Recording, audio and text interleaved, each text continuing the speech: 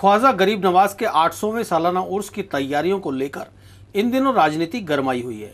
एक और जहां इस मसले पर कांग्रेसी आपस में टकरा रहे हैं, वहीं कुछ कांग्रेसी अजमेर उत्तर के विधायक प्रोफेसर वासुदेव देवनानी को निष्क्रियता के नाम पर निशाना बना रहे हैं।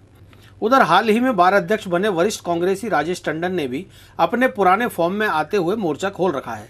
बेशक जब इतना बवाल मचा हुआ है तो इसकी वाजिब वजह भी है। मेला क्षेत्र में इंतजामात ठीक से नहीं हो पाए हैं। इन सब के बीच प्रशासन को किसी की परवाह नहीं है, वह अपने चिर परिचित तरीके से काम को निपटा रहा है। इन सब से हटकर विचार करें तो यह बेहद अफसोसनाक है कि यही वह उर्स है जिसको लेकर 300 करोड़ रुपए की योजना बनी, मगर उसे गाय खा गई और ये ही नेता व प्रशासन मूक दर्शक बने ऐसा व्यवहार कर रहे थे मानो अजमेर का कोई धनीधोरी ही नहीं हो। गौरतलब है कि उर्स मेले में जब चंद दिन रह गए तो मुख्यमंत्री अशोक गहलोत ने बड़ी मेहरबानी करते हुए 3 करोड़ रुपए मंजूर किए, जो कि ऊंट के मुंह में जीरे के बराबर भी नहीं। चलो सबसे पहले बात करते हैं कांग्रेसियों के बीच हो रही नुक्ताचीनी की। शिक्षा मंत्री नसीम अख्तर खेमे के चंद कांग्रेसियों को तकलीफ है कि पूर्व विधायक डॉक्टर श्री गोपाल बाहिती मेले को लेकर क्यों बोल रहे हैं, मानो उनको अब बोलने का हक भी नहीं रहा। कहने की जरूरत नहीं है कि ये वही बाहिती हैं जिनकी जाफरी में बैठकर नसीम अख्तर के मियां जनाब इंसाफ अली ने राजनीति का ककहरा सीखा था, मगर अब चूंकि उनकी बेगम मंत्री बन गई हैं तो बाहिती बोने नजर आने लगे हैं। नसीम अख्तर खेमे के कांग्रेसियों ने डॉक्टर बाहिती की सक्रियता को राजनीतिक स्वार्थ करार दिया है।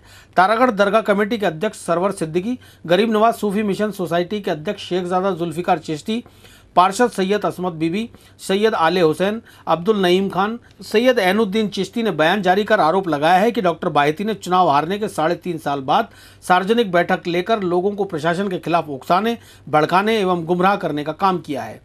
इससे पहले हुए 3 उर्स में उन्होंने केवल विज्ञप्ति ही जारी की। सरकार ने पहली बार मंत्री को उर्स की जिम्मेदारी सौंपी है। इसके अलावा सुविधाओं के लिए धन भी दिया है। जाहिर सी बात है कि उन्हें तकलीफ यह है कि जब मंत्री महोदय को जिम्मेदारी दे दी गई है तो बाहिती बीच में कैसे बोल रहे हैं, मानो मंत्री महोदय के नाम पर ठेका छूट गया हो और अब किसी और को बोलने का हक ही नहीं रहा।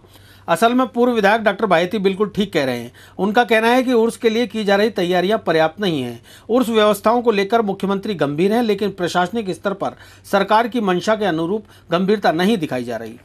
डॉक्टर बाहिती ने दरगाह क्षेत्र का दौरा कर बैठक आयोजित की, जिसमें वक्ताओं ने शिक्षा राज्य मंत्री नसीम अख्तर और गृह राज्य मंत्री वीरेंद्र बेनीवाल के खिलाफ यह कह दिया कि उन्होंने अधिकारियों की एक एक बैठक लेकर अपने फर्ज की तीसीरी कर ली।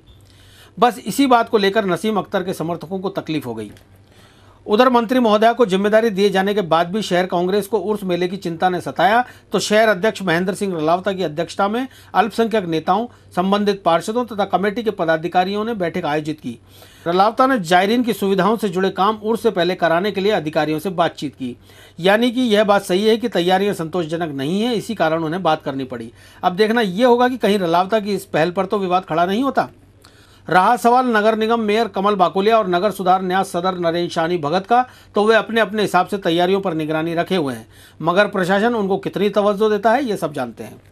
उधर कुछ कांग्रेसियों ने अपनी पार्टी की ही सरकार के होते हुए भाजपा विधायक प्रोफेसर देवनानी को इस बात के लिए जिम्मेदार ठहरा दिया कि उर्स में बरती जा रही प्रशासनिक लापरवाही उनकी निष्क्रियता के कारण है।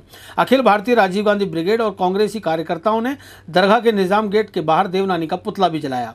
ब्रिगेड के अध्यक्ष मोबिन चिश्ती ने कहा कि प्रशासन तैयारियों के नाम पर लीपापोती कर रहा है। बात तो उनकी सही है, मगर इसके लिए सीधे तौर पर या तो प्रशासन जिम्मेदार है या फिर उस पर निगरानी कर रहे 2 मंत्री, मगर न जाने किसकी प्रेरणा से उन्होंने देवनानी के सिर ठीकरा फोड़ दिया। बहरहाल देवनानी की नींद भी खुली है और उन्होंने भारतीय जनता पार्टी अल्पसंख्यक मोर्चा के कार्यकर्ताओं के साथ जिला कलेक्टर अजमेर को ज्ञापन सौंपकर कोताही व लापरवाही बरते जाने का आरोप लगाया। उन्होंने इस बात पर रोष प्रकट किया है कि उर्स प्रारंभ होने में बहुत कम दिन शेष हैं, परंतु प्रशासनिक स्तर पर इसकी तैयारियों को लेकर गंभीरता नहीं बरती जा रही। जब सब हंगामा कर रहे हो तो भला बार अध्यक्ष राजेश टंडन चुप कैसे बैठ सकते हैं? वे भी दरगाह इलाके पर नजर रखे हुए हैं। वैसे भी उन्होंने इन दिनों जिला कलेक्टर मंजू राजपाल के खिलाफ मोर्चा खोल रखा है। वे उन्हें नेगेटिव सोच की लेडी मानते हुए अजमेर फोरम की बैठक में सरकारी मुख्य सचेतक डॉक्टर रघु शर्मा से उनका तबादला करवाने की मांग कर चुके हैं।